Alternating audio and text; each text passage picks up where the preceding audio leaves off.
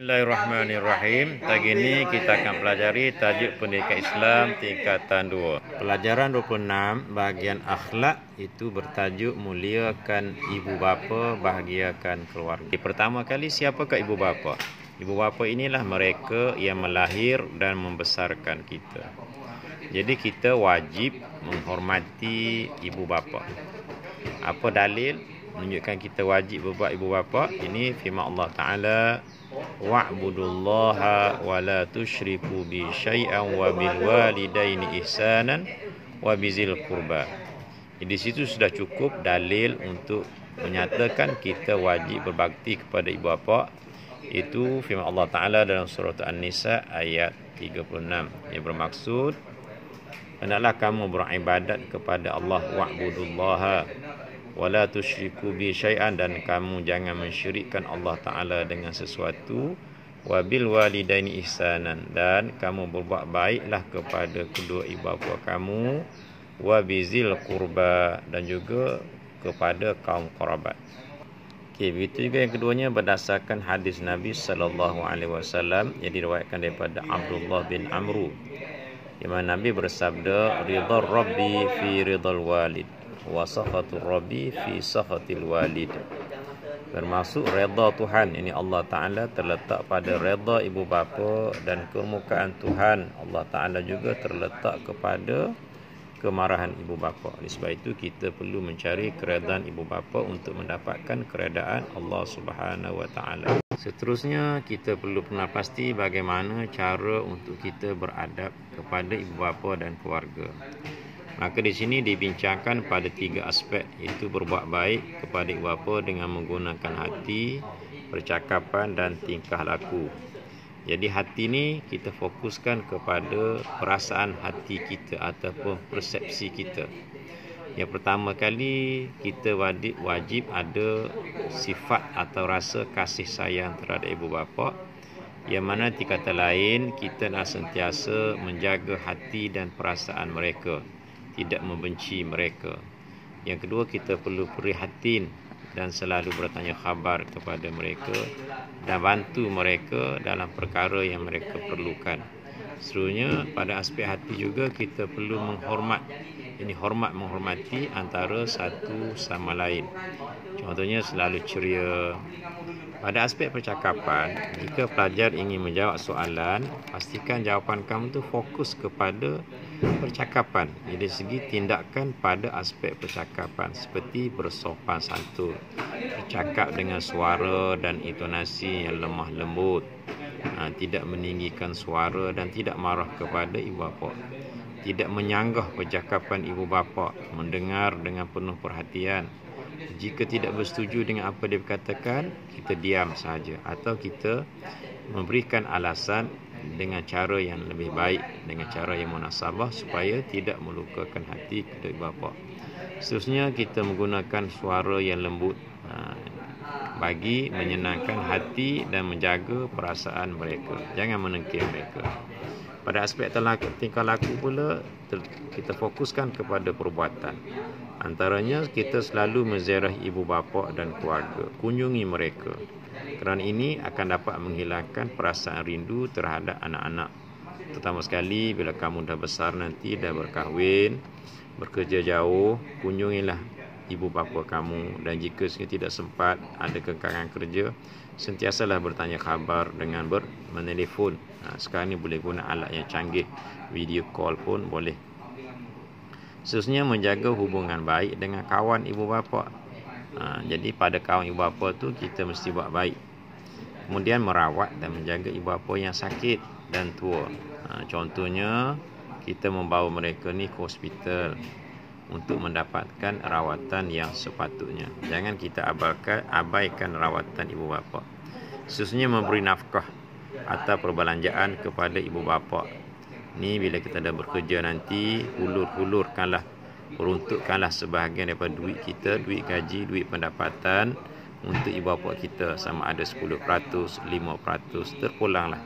Tapi pastikan ada peruntukan untuk ibu bapa. 10% pun lagi bagus.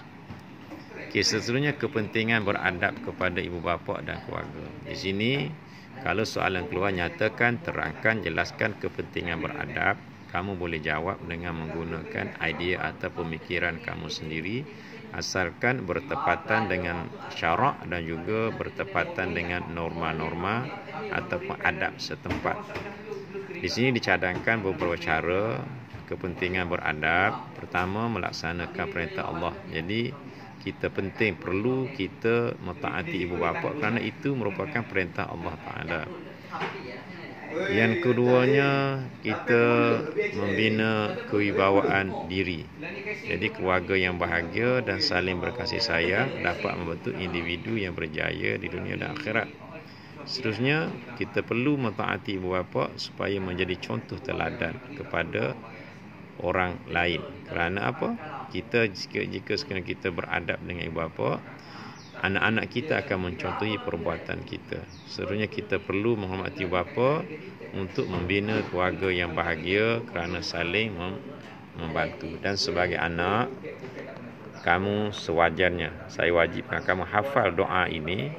Doa ini amalkan, hafal setiap kali kamu habis daripada selesai solat atau setiap waktu. Amalkan doa ini khusus untuk ibu bapa, iaitu Allahumma ghafir lana dhunubana wa liwalidina warhamhum kama rabbawna shighara. Yang bermaksud, ya Allah, ampunlah dosa kami dan dosa ibu bapa kami, dan rahmatilah mereka sebagaimana mereka menjaga kami semasa kecil. Pada spektrum ini juga boleh menjadikan sebagai dalil untuk kita menghormati kedua ibu bapa.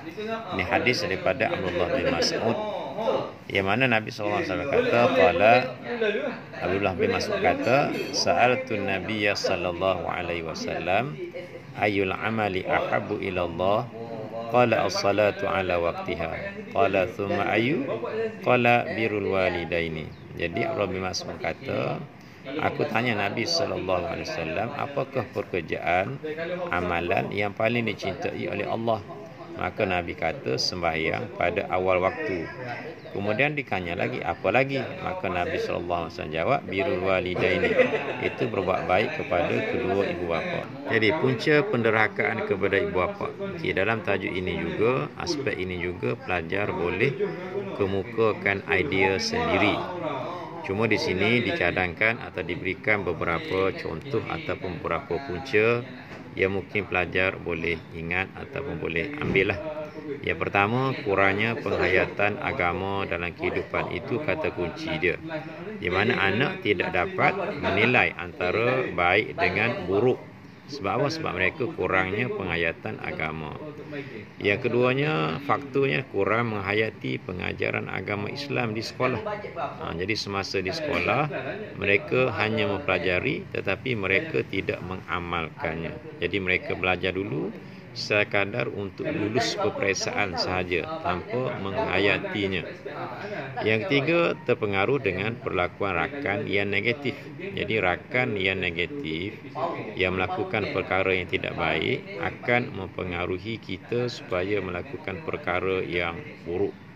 Oleh sebab itu, kita elakkan daripada berkawan dengan kawan yang negatif. Seterusnya, apa akibat tidak beradab kepada ibu bapa dan keluarga?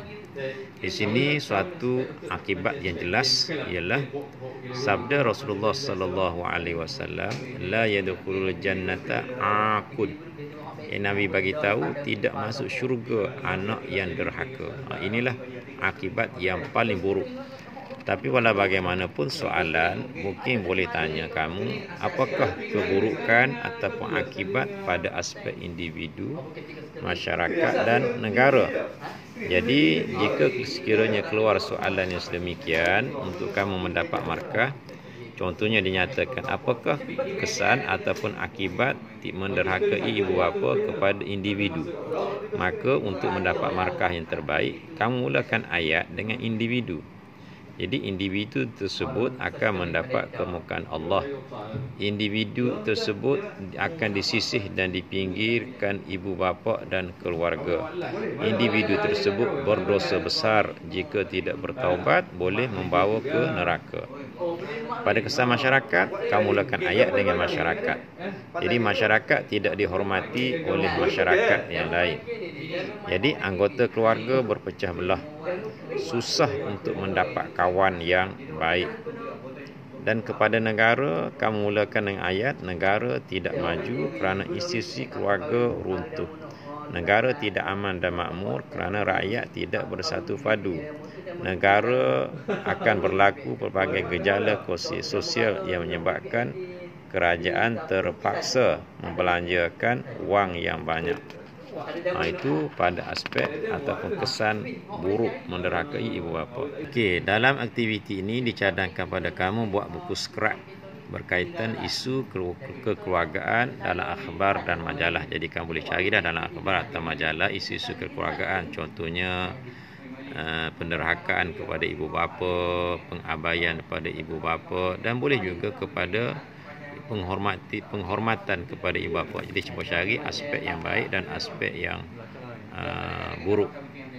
Itu yang kedua. Cuma sekarang ni kita fokus kepada penilaian. Penilaian yang ditanya ini untuk menilai sama ada kamu boleh menguasai tajuk yang kita pelajari atau tidak.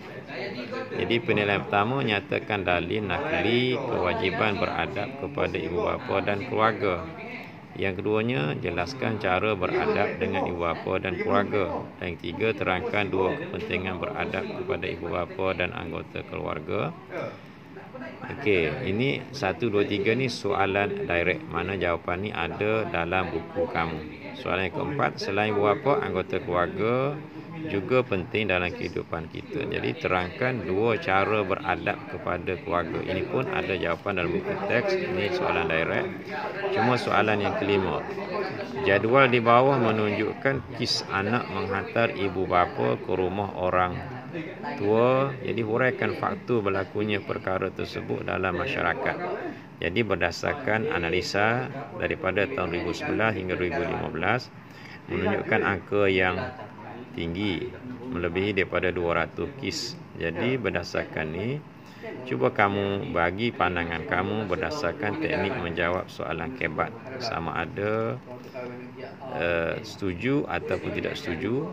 Dan jika sekiranya kamu memilih sesuatu faktor, huraikan faktor tersebut berdasarkan kepada kaedah ataupun teknik menjawab soalan kebat. Jadi selamat menjawab. Assalamualaikum warahmatullahi wabarakatuh.